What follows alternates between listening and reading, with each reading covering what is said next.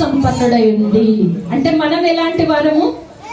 మనం ఎలాంటి వారమట? మనం గొప్ప వారం కాదు, మనము చాలా ఆత్మీయ స్థితిలో అధిక సంపన్నులము కాదు, కానీ మనం ఎలాంటి వారమట అంటే అపరాధముల చేత ఎలాంటి వారమట అండి? అందరు చదువుకుంటారా ఒకసారి? మనము మన అపరాధముల చేత చచ్చిన వారమై ఉన్నాం.